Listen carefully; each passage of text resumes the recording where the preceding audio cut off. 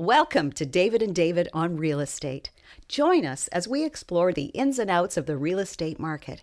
Good morning and welcome to the David and David on Real Estate podcast. Today we are on episode number 85 and we have a very special guest. We have a substitution today. David Corman is not with us, but we have in lieu his very good partner, Jonathan Hacohen. Jonathan, welcome this morning, and it's good to have you back on the David and David on Real Estate podcast.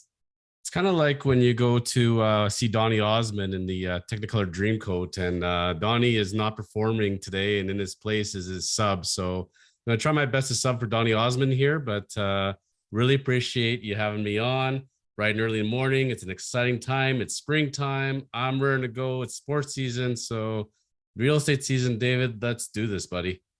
Spring market, man. The flowers are budding. Buyers are coming out in droves out of the marketplace and purchasing. And, you know, we're seeing some of the numbers go back to 2021 levels.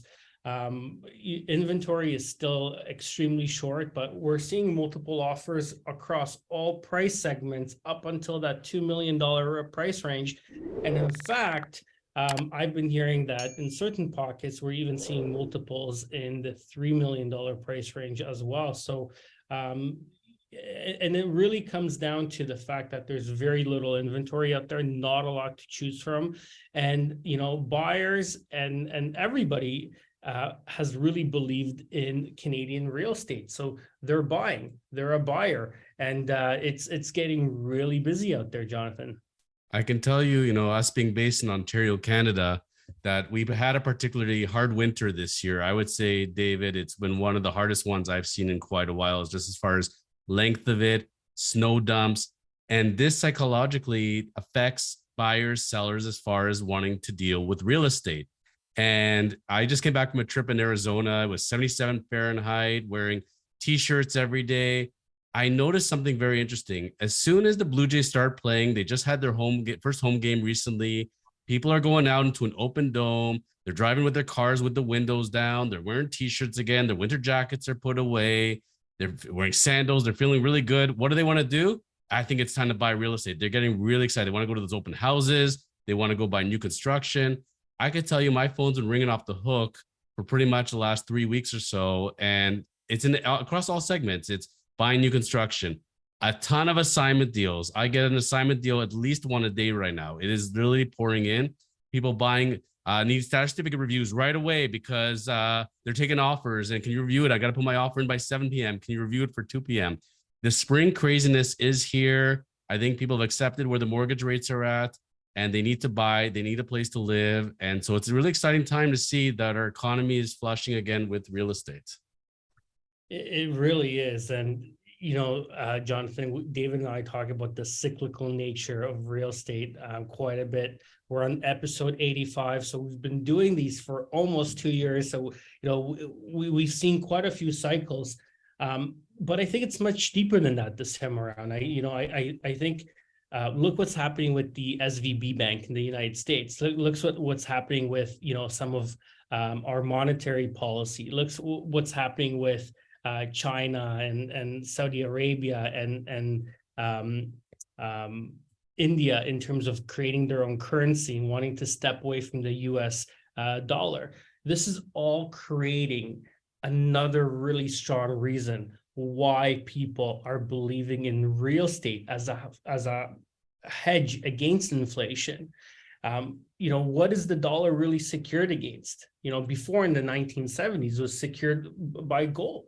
Right. So if you every single dollar bill or monetary bill was secured by its value in gold. That's how, you know, the world operated. That you knew that you could take the dollar and you can go in and trade it in for a piece of gold.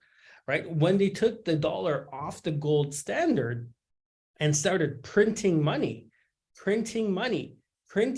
money, you know, we live in a society where our output and our performance is measured by dollars. But when those dollars get devalued because they're printing more and printing more and printing more, it creates a situation where, there's so much dollars floating in the world that we don't even understand what the value of $1 is in terms of, what it's really supposed to stand for, right? So when you're in a situation like this, and it's a global situation, I mean, look at how many countries have really based their whole country economy on the strength of the dollar. I still think that there's such a strong argument that real estate is one of the best investments, right? Because what do you get? You get an asset that's worth something. You can touch it, you can feel it, right? And Canada is still arguably one of the best places in the world to live in terms of safety, security. Let's talk about clean air. I watched a whole documentary last night about clean drinking water and what the future of having access to clean drinking water is going to be. It was actually a Joe Rogan podcast, and Joe Rogan had a guest speaker on, and they were talking about desalinating the ocean. Why don't we do it? And it's a factor of money. Right? It costs money to desalinate the ocean. It's cheaper to ship a bottle of water from Fiji to Canada and consume it than it is to desalinate the ocean, right? It's a factor of money. So, I mean, we're in this, deep cycle right now, and people have really shown that they believe in our real estate. They believe in it for so many reasons. Immigration is at an all-time high, right? People are migrating to Canada. I would say people are even migrating from the United States because of everything that's going down south between the Republicans and Democrats and the whole political situation, right? There's much more divisiveness down there than there is here, but people love Canadian real estate. And I think the story is that people are going to continue to invest in Canadian real estate. And we're seeing it on a really big scale.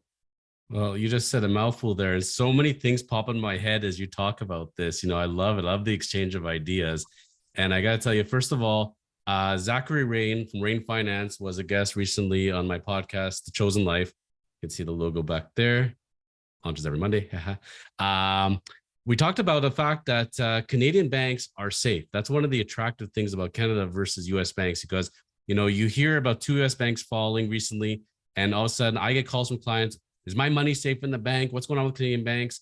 We are really different in Canada. We've shown this time and time again. We have fewer banks. We are centralized. We have a system in place for protections.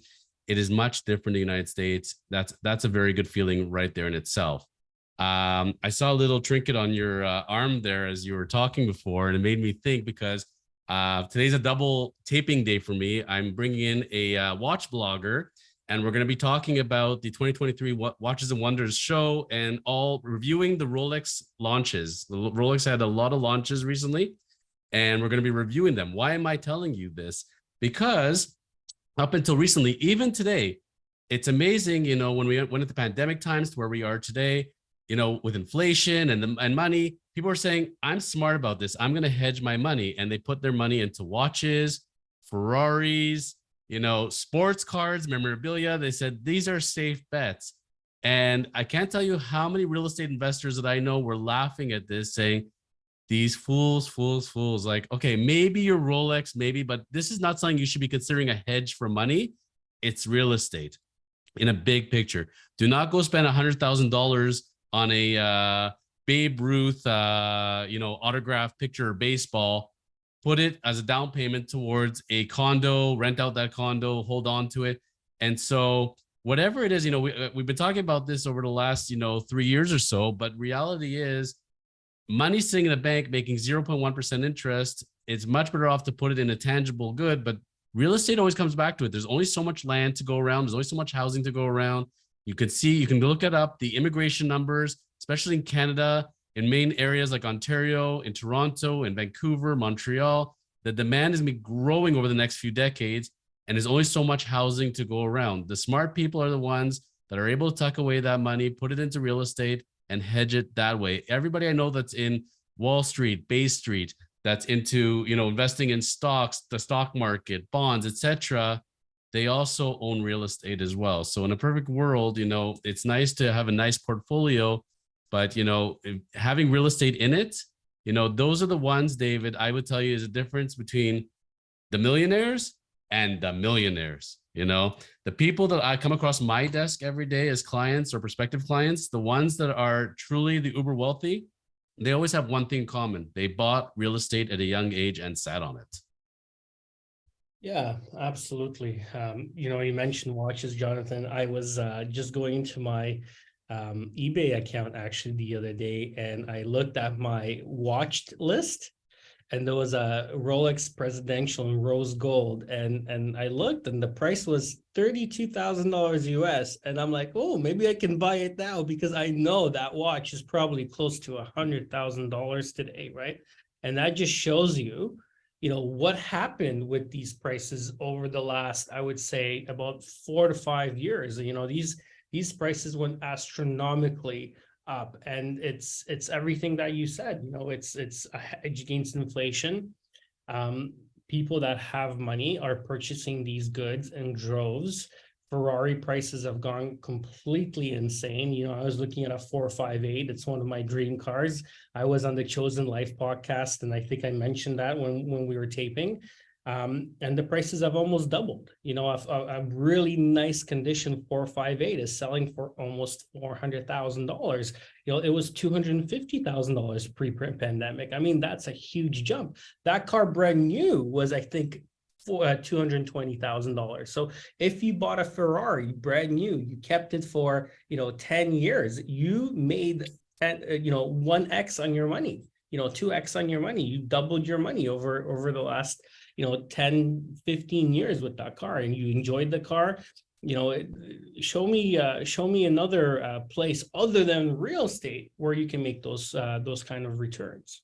Let's talk about that for a moment, because I watch a lot of car vloggers, YouTubers, and it's amazing, the misconception for general public consumption as far as these vehicles go. I agree with you what you're saying right there. For example, on that Ferrari, a lot of us do not have the means to buy a $250,000 Ferrari. It's just not happening. We're scrambling to pay our mortgages. We're scrambling to pay our daily expenses, to put away enough money to hopefully, upgrade our home one day, let alone buy our Ferrari. But there are people, they see that and they think, okay, as long as I buy any exotic car, I buy any supercar, I'm set. It's the farthest thing from the truth. Even when we take a typical Ferrari, let's say, if I go to buy it on my means and I'm looking up on Auto Trader, I'm like, here's a good one. It's a California, it's a whatever. I'm going to pay $120,000. This is the cheapest one. It's low kilometers. It looks pretty good. You're going to get this car. You're going to drive for 5 years. Chances are, more than likely, it's going to spend more time in the shop than it is going to be in your driveway. Because Lord, if you watch what happens when things go wrong or anything, even if you have to go get a simple oil change done, like a Ferrari oil change is not the same thing as getting a minivan oil change. It's incredible the dollar figures we're talking about here. But let's say you don't want to get Ferraris. Let's say you look like, wow, I want to get a Maserati. I want to get some sort of exotic car. Go look at the depreciation on a typical Maserati. If you go buy a Maserati sedan, let's say brand new, and you sit on this car for 4 years, oh, Nelly, you are losing 70% of your value. And you're like, how is that possible? It's a Maserati. Everybody wants a Maserati. There's not every car gets that gain. That's the bottom line with it. So number one, unless you know how to buy, you're in the know, you run risk of losing money, plus the cost of running this thing, unless you're putting it away in a garage and just starting it up every couple of weeks or put a battery trickler in there, you could be paying huge amounts of money. Watches, same thing. There's certain watches, as soon as you leave your dealer and you bought it brand new, it's on your wrist, it lost half the value the second you left dealership.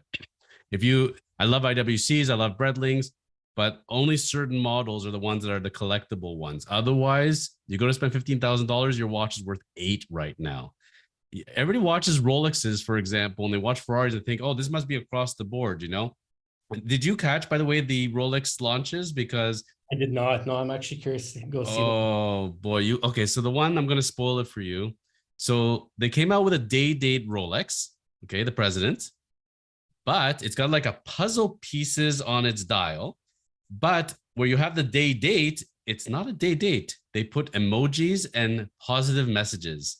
So instead of saying Monday the 13th, it says love with a heart. So I have all these positive messages with the hearts.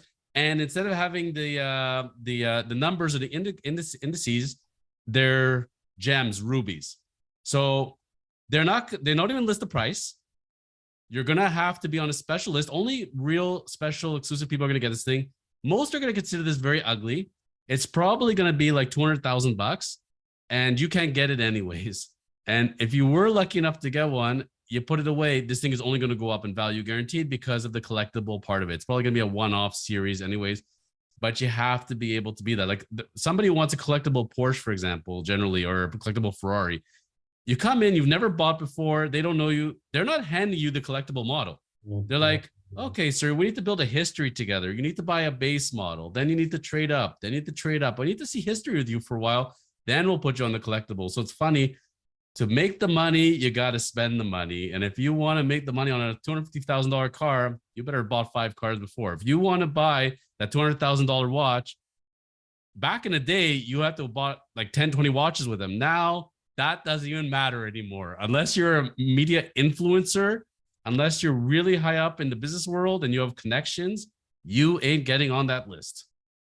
Yeah, and it's funny you mentioned that, but that's one of the ways Lamborghini made a name for itself. At one point they were advertising the high-end world that, hey, if you have money and you want to buy a car, we'll sell you a car, right? And that was a direct aim at Ferrari as a differentiating tool, because even if you have millions and millions of dollars, you still couldn't get that Ferrari, right? And that's how they built and maintained value, right, over time. Now, Lamborghini was able to do it by their association, by tapping into that Ferrari market and kind of, really aligning themselves really well with them.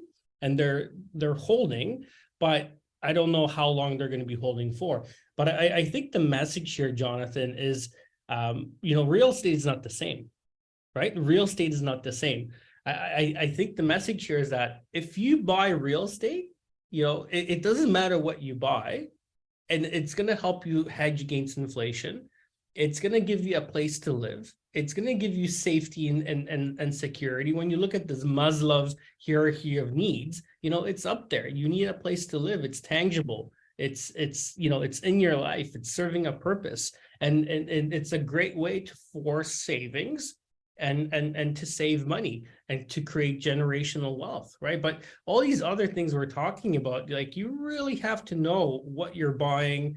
You have to know, what it is. You have to know the brand really well. And it's a lot easier to make a mistake. It's not the same for every watch. It's not the same for every car. In fact, I would say 99% of cars lose value every year. We're talking about the 1%.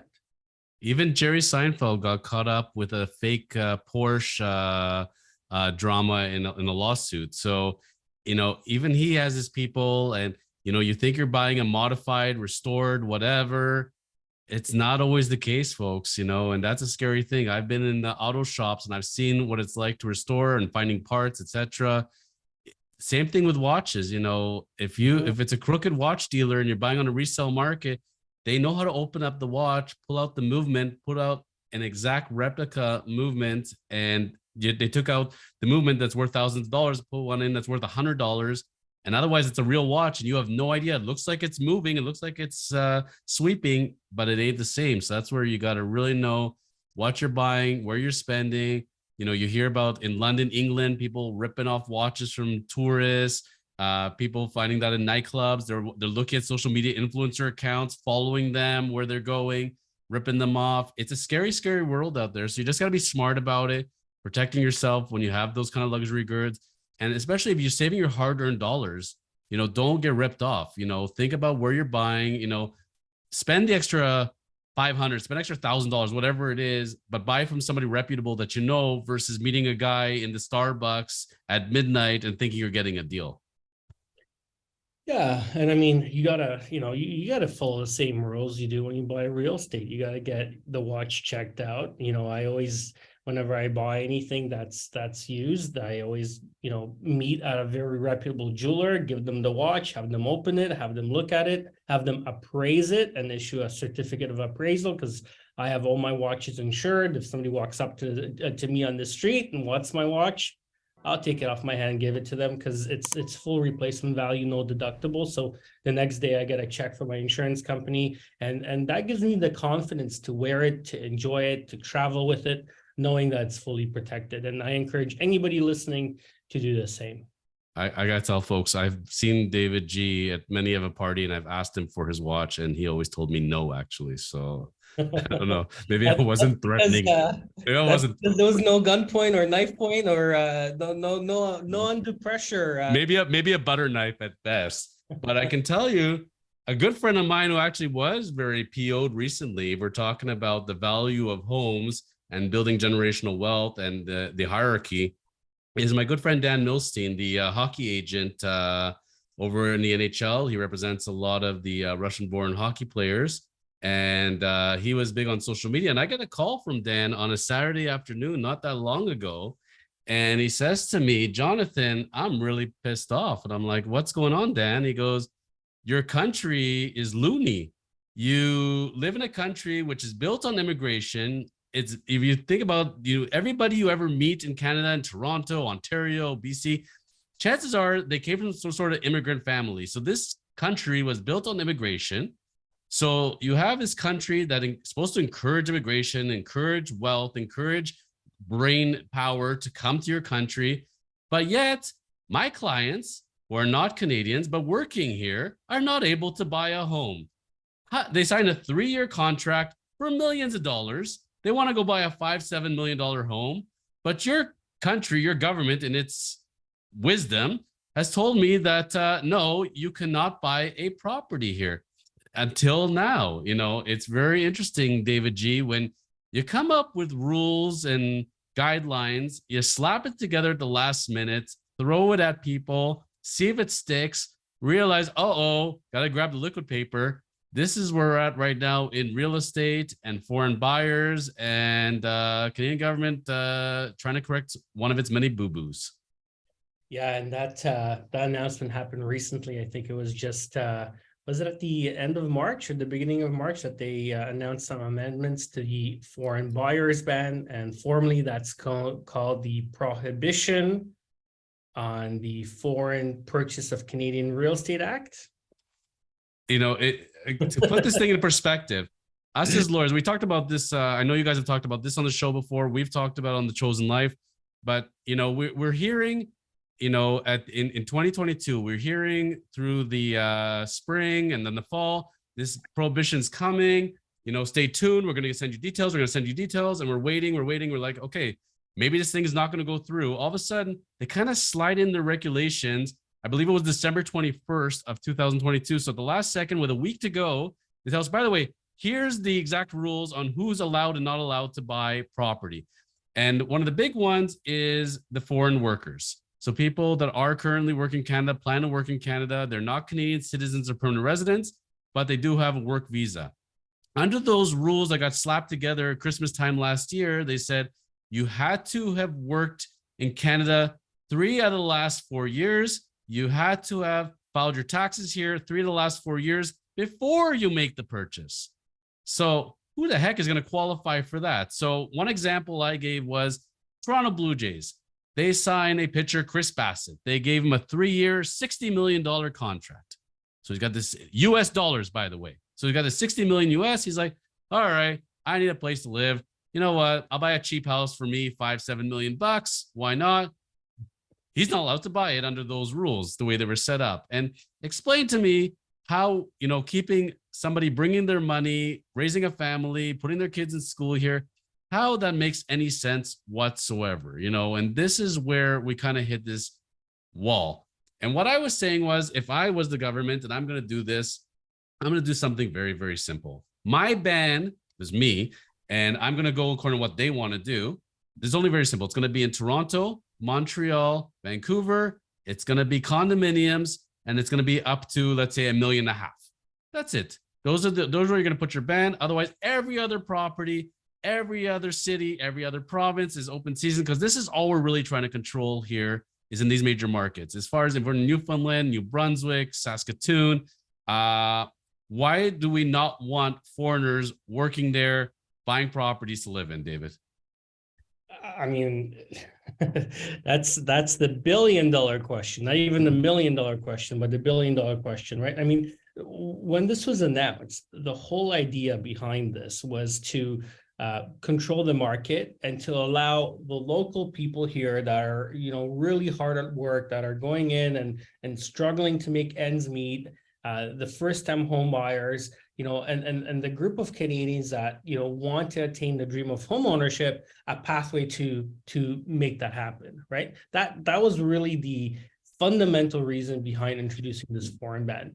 Now that hasn't happened, right? And what they did is they discouraged investment into Canada, right? So the government got together and they said, okay, how do we fix this? How do we adjust this? And now they're opening it up to vacant land, they're opening up to development potential, and they're opening it up to temporary workers, which, I think those are great amendments. In my opinion, I think the whole thing should be scrapped. I think there's a really big argument that, if you interfere in these type of politics, it takes away from the confidence that big institutional money has to invest in a country. Because big institutional money, number one, the reason they're not investing in their own countries is because of government oversight, government control, and the lack of stability in their own economy.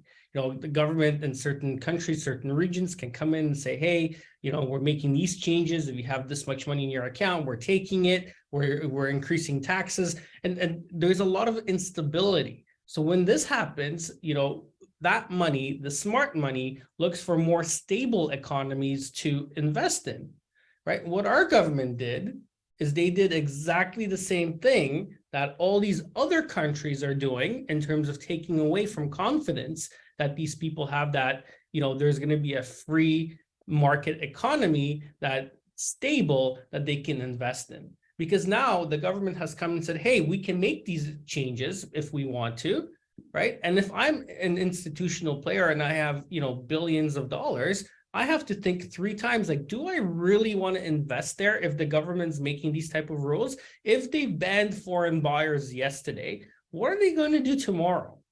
How are they going to control me as an investor tomorrow? Are they going to implement some other rules that are going to prohibit me maybe from moving my money after I invest in Canada? Or are they going to limit me? Or are they going to tax me an absorbent amount? Like, look at the NRST. That's a huge percentage of the profits going back to the government, right? Put yourself in their shoes. If you're a hedge fund from, China or India or Saudi Arabia or other parts of the world, anywhere outside of Canada, and you want to invest in our country, you're going to really think hard and think about the stability that some of these policies are going to bring to how you make your investment decisions.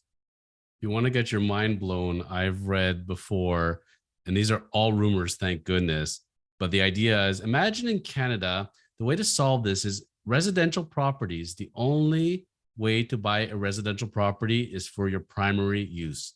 You're no longer allowed to buy a residential property for investment purposes.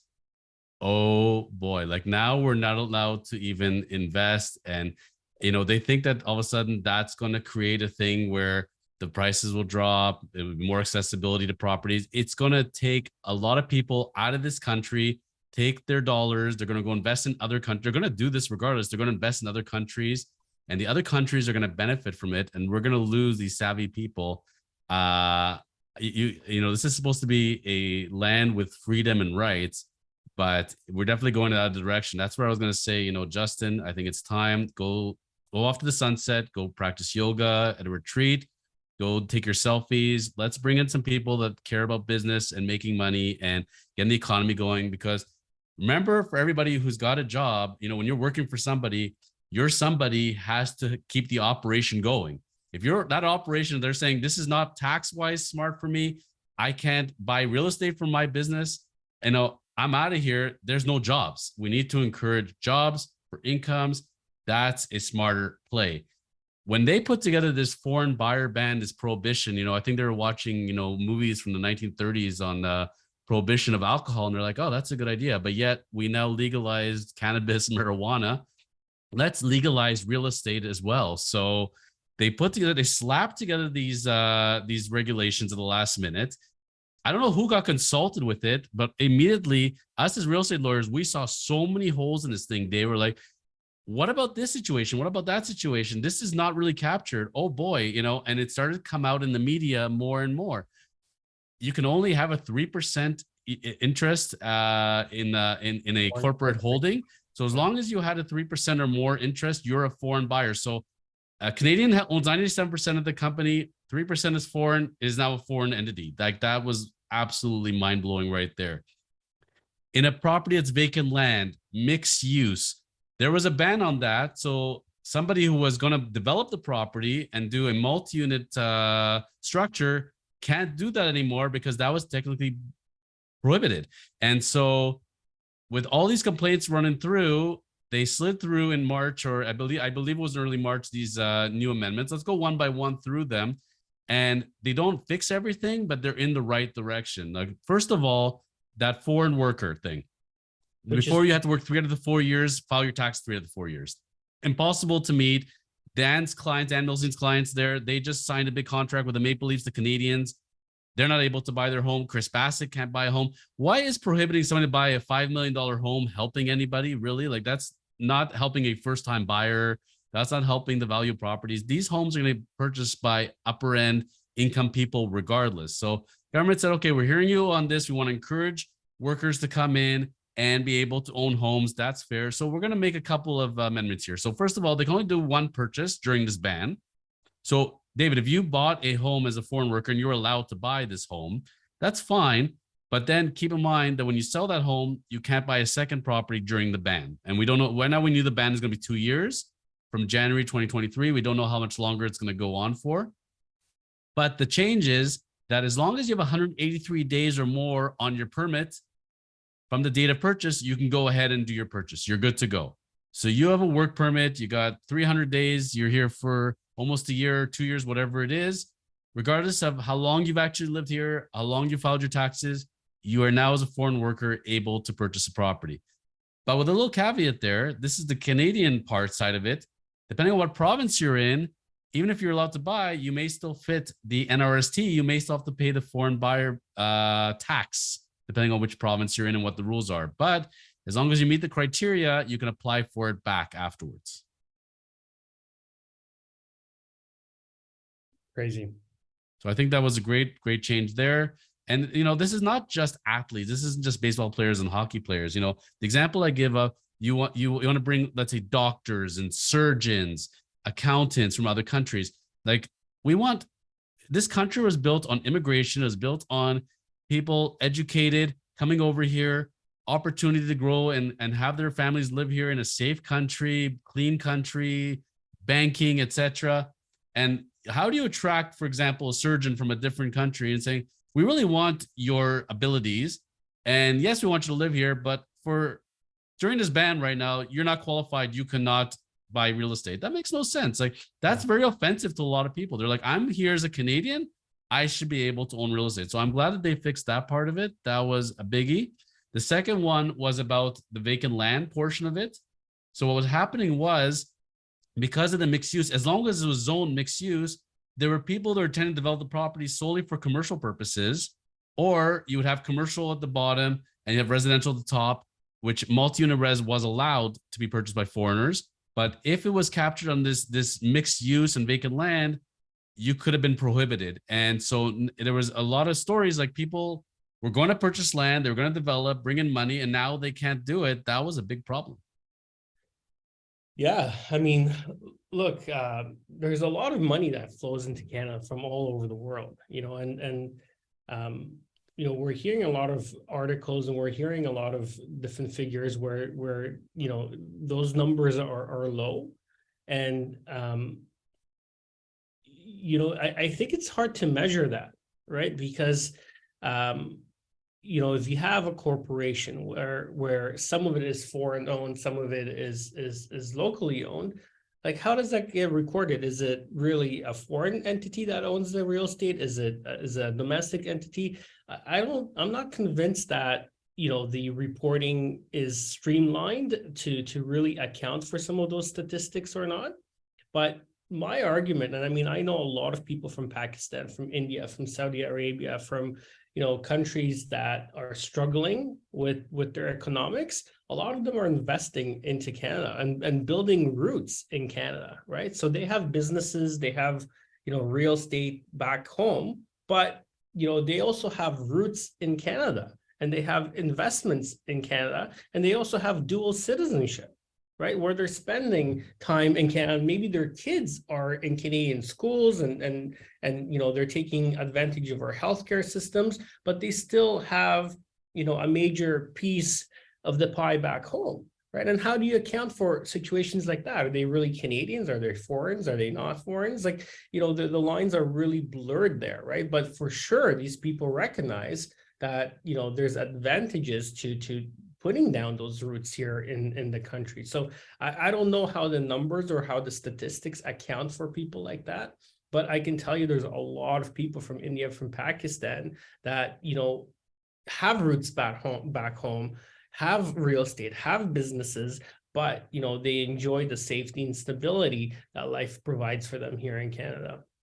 I was speaking to a friend of mine recently from Abu Dhabi, and he's going to be relocating here to Canada. And you talk about wealth out there. You hear about people leaving their supercars in the middle of the road. It's a different world out there, David, than what you and I know.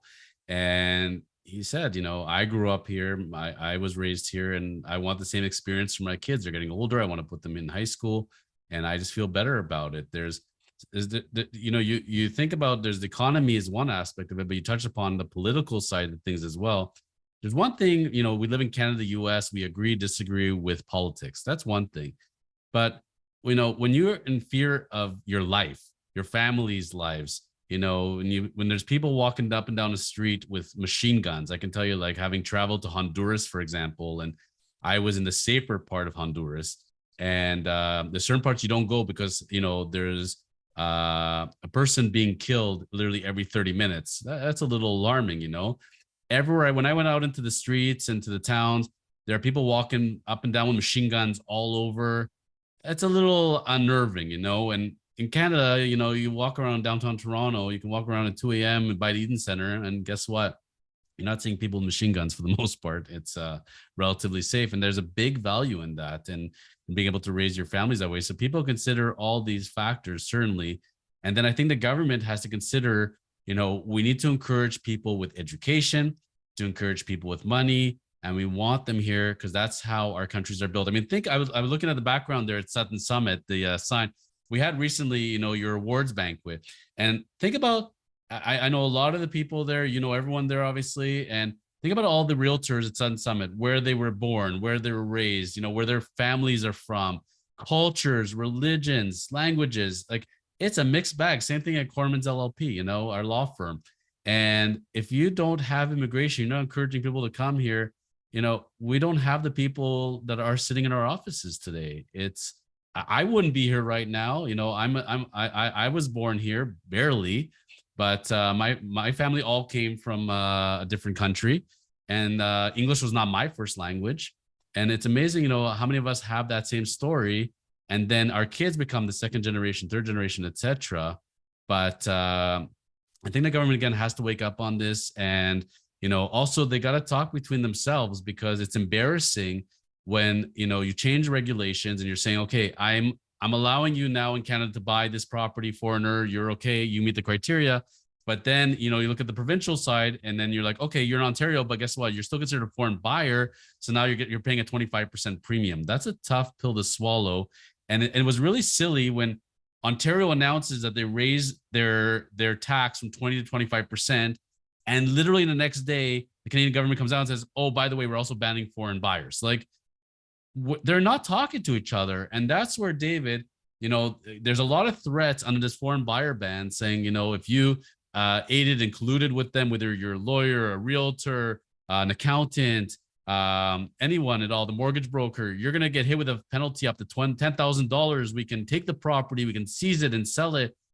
How are they going to find out? You're telling me someone in the Canadian government is going to search all the registry systems in every province? I don't know about that. That's very tough. Like even like, when you pay taxes from a municipal standpoint, but it's done through the Ontario system, and Toronto charges its own tax, they don't talk to each other. So I think that's where this shows the breakdown from levels of government, and they need to build better systems to understand. Otherwise, the truth is they're scaring and they're threatening a lot. But, for example, like how do you really verify a corporation and who's behind the corporation? Somebody pulls up a minute book and it shows, okay, here's the president's officer, shareholder, here's the ID. There isn't a registry system to show the actual owners of this corporation. All we see is the director's officers. So I'm not saying this is how people are going to skirt it, but they're putting a lot of responsibility on professionals, and it's not easy to do the homework for the government and verify these things. No, I completely agree. And, I think the more the government gets involved in certain situations, the more we see that, there's issues and holes and areas for there to be exploded, right? So I don't like this foreign buyer ban. I'm against it. I agree with you, Jonathan, when you mentioned that ban the 3 big cities, ban the condominium market up to a certain price point to encourage those first-time home buyers and to really protect that segment of the population that was struggling to get into home ownership. I think that's the right approach if you're going to look at this at all, right? Because, I'm a huge proponent of free market economies, and I don't think the government should have really made this decision. I think there's a lot of other things they could have done. Stop spending money as a government, stop giving out handouts. I think inflation, interest rates should have gone up sooner, more gradually. There's a lot of things that they could have done differently. I think we need to encourage pipelines and we need to encourage more energy exportation to different parts of the world to lower energy costs, right? I think we need to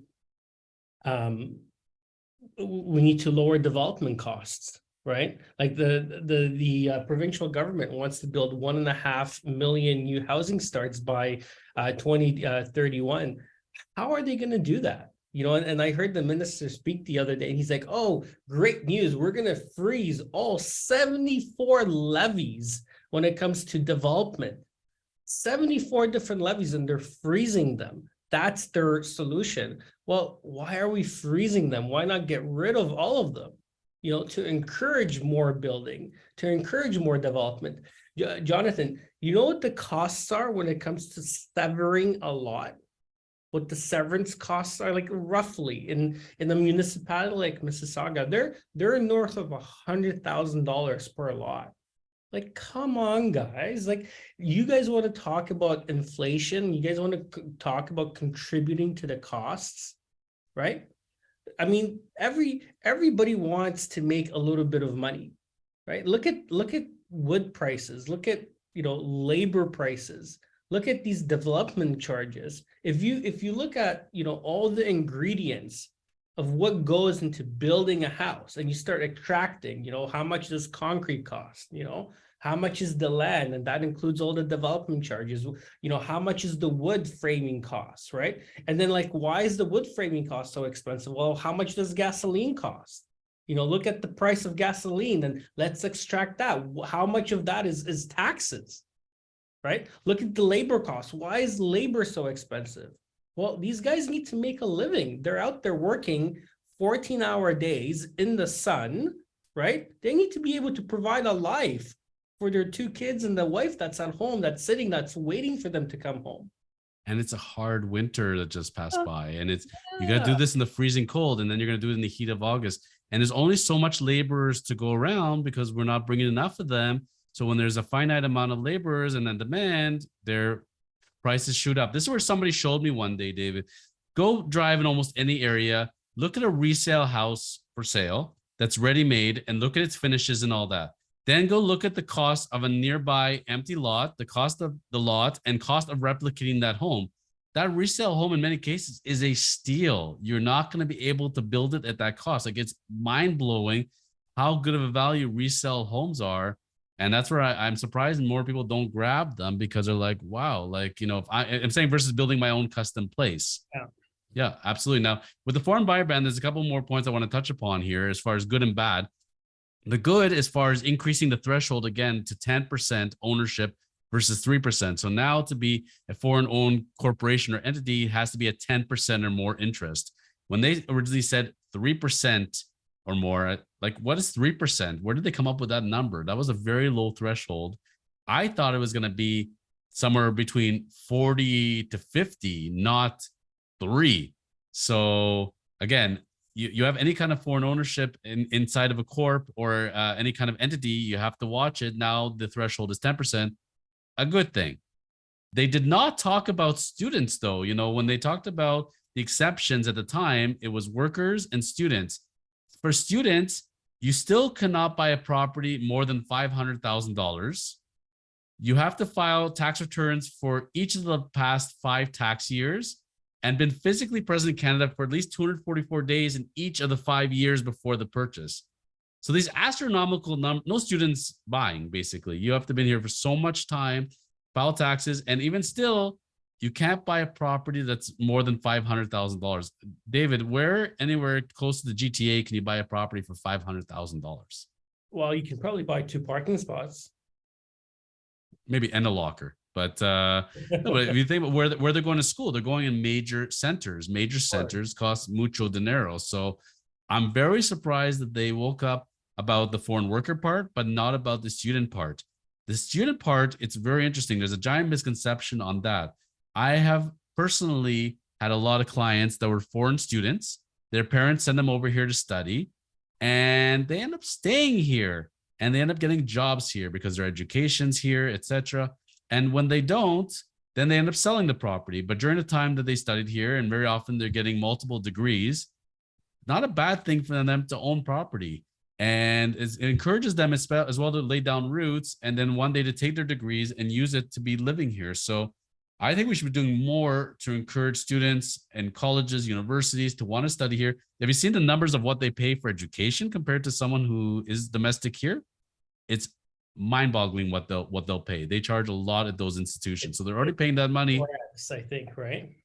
I mean, any bill I've seen from any university, it's $100K easy a year in tuition alone. So by all means, you have the money, you have the means. Let's encourage students to study here, bring their dollars here, and lay down roots here, in my opinion.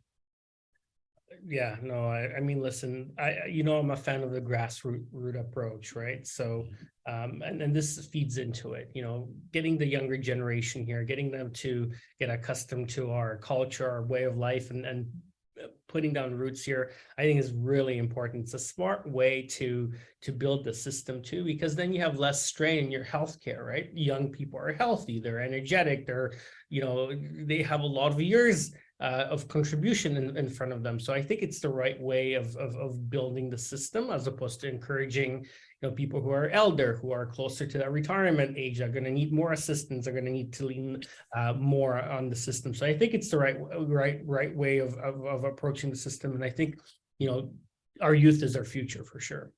And overall, also, for a lot of our viewers that are based in Ontario, Canada, to understand when you go globally, I traveled in the US not that long ago, and I can tell you, watching the media there, talking to people, a lot of people see us, as very restrictive.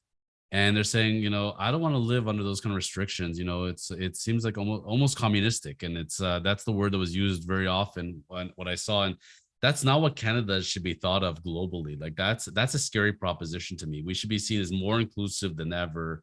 And perception is reality at the end of the day. We all live here for a reason. We encourage people to move to Canada. And hopefully somebody watching this from the Canadian government saying, you know what, David is onto something here. We got to go back to Justin. We got to get back to the drawing board ASAP.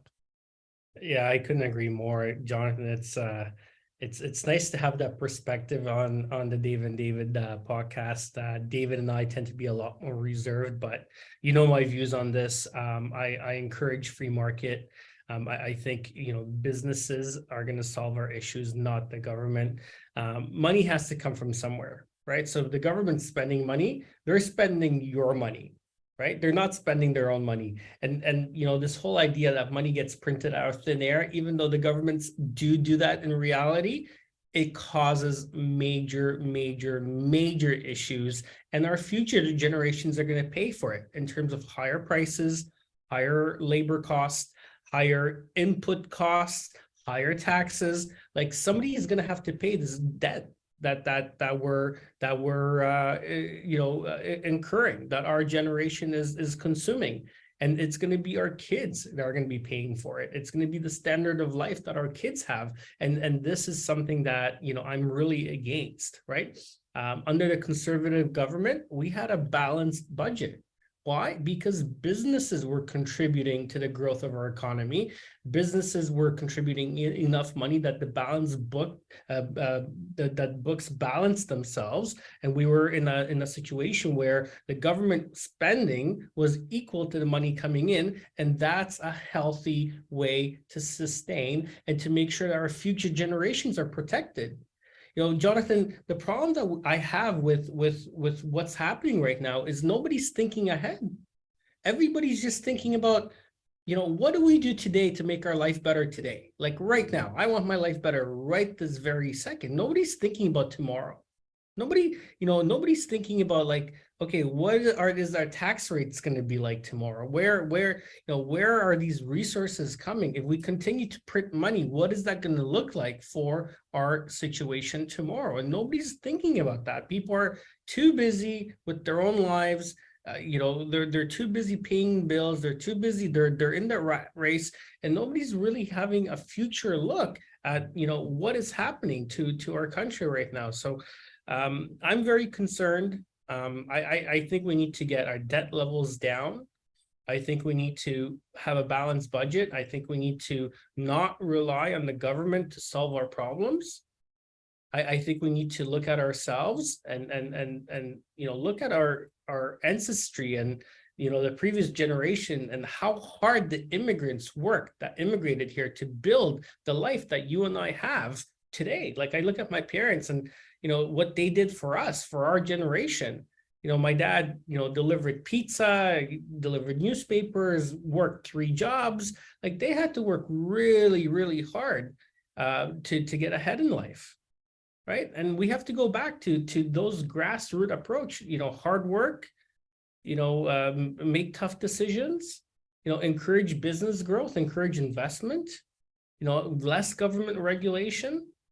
And encourage people with money to invest in our culture, in our diversity, and in our infrastructure, and in our way of life. I think bottom line, you need to run government like it's a business, a real business. You have to have a CEO, CFO, president, and there has to be accountability. Imagine, I came to my financial advisor every year and I said, okay, this is the income I'm planning to receive. This is the expenses. I expect to spend twice as much as I make every single year. I'm going to be millions, trillions in debt over the next 30 years. What do you think about this? He would fire me or yell at me. I right before we came onto the show, I was reading an article from Antoine Walker, who was a basketball player, and he made $108 million in his career, and within 3 years of retiring, he had not one penny, because he lived beyond his lifestyle. And now he preaches to other athletes and professionals, when you make money, number one, you need to pay yourself. You need to save away. You need to tuck away. We need to create a point, think about, you have a condominium, right? And you build a condominium. What's the first thing they do? A reserve fund. Everybody has to pay 2 times the common expenses immediately on closing when you buy your new unit. And we need to build a reserve fund. Canada, Ontario, Toronto, every single level needs a reserve fund. We need to pay ourselves, and we need to think about how many projects we have with certainty and look at the reserve fund study every single 3 years, realign it. But we need to operate this thing as a business where we're breaking even or even making money, but not going into deficits. When you talked about levies and freezing levies, you can freeze all the levies you want. The monies actually do go to somewhere from an infrastructure standpoint. You're going to freeze that. They are still going to incur those costs, meaning that money is going to come from somewhere. When you don't have to pay anymore for a sticker on your license plate, and they're like, oh, wow, cool, I saved 30, $50. That money was still accounted for, which means it has to come from somewhere else. So they're going to rob Peter to pay Paul. So at the end of the day, like even like if anybody's ever had to deal with any level of government and put in a tender or see what it's like to get an expense done, it's so inefficient. Oh my Lord. It's amazing how much money is spent before anything ever gets done because this person has signed up, that person has signed up. So, you know, we all work so hard and we pay our money towards every single thing we buy. We pay 13%. We give half of our income away in taxes. So it seems like every single level we're tax. We buy a car, tax, sell a car, another tax. The same car can be taxed 5 times. You know, you pay the land transfer tax on real estate. Where does this money go and how are they possibly in debt? You know, they have so many income streams. Let's streamline it. Let's be efficient. They talk about that at the end of the day. But I think unless you really solve the root of the problem, David, you know, we're just kidding ourselves. The cycle will just continue and continue and continue because they're just going to print more money. They're just going to tax more, but they're going to end up at the same place because they're not balancing the books, like you said. Yeah, and when you look at that and the situation that's happening, I think there's a very strong argument that real estate is your best hedge against inflation, against, you know, the government continuing to print money. You know, you need hard assets, you know, gold, real estate, the 2 best hedges against inflation. And that's been proven throughout history. So, you know, I don't see wages coming down anytime soon. I don't see cost of goods and services coming down soon.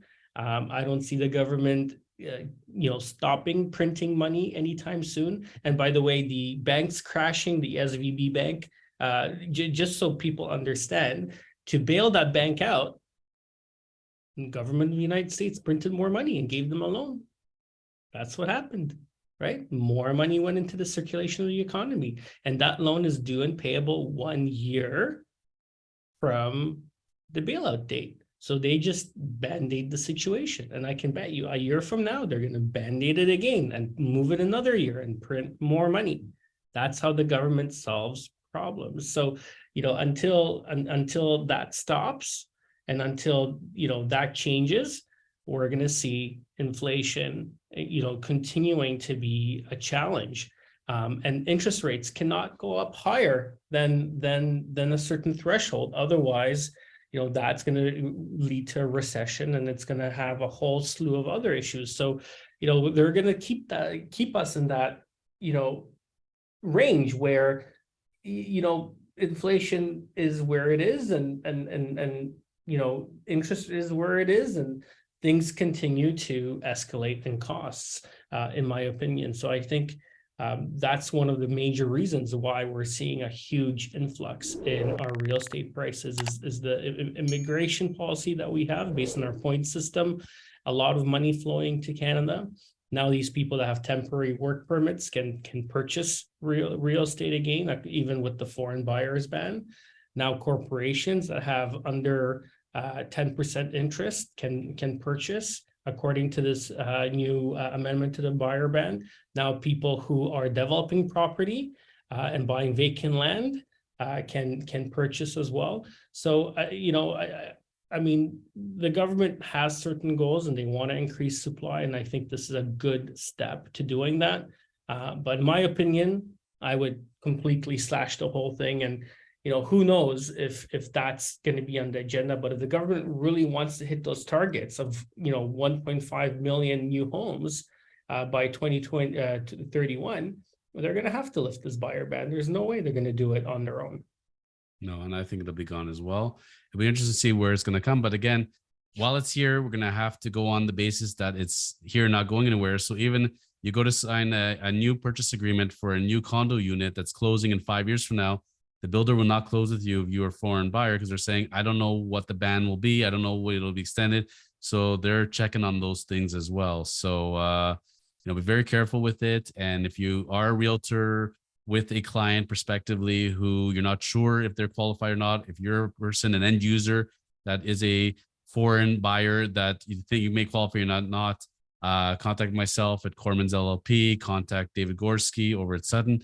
Happy to talk to you, go through your particular situation and see if we can assist you, because there are some exemptions and loopholes into this thing. Not many, but we have to find out your particular fact scenario and see if you qualify or don't qualify. Yeah, and I think you should retain a lawyer and get a professional second opinion in writing. And I think that is the best way of protecting all parties involved. Amen. Amen. David, we this hour just flew by. When you and I talk, it's amazing the gauntlet of topics that end up flowing through. It always comes back to real estate. But certainly we hope we educated a lot of people today, opened their eyes up, and got them excited about the world of real estate. David Corman will be back next week. He's cruising right now, well-deserved. I'd be very scary to see his internet connection on a cruise ship, even in this day and age. So, well, I'm rested, and I really appreciate you having me on today, and this was amazing. Awesome, Jonathan. Well, listen, thanks again for being on. Enjoy the conversation, and I'm sure we'll have you again back in the future shortly. Have your people call my people. We'll do that. Cheers. Cheers.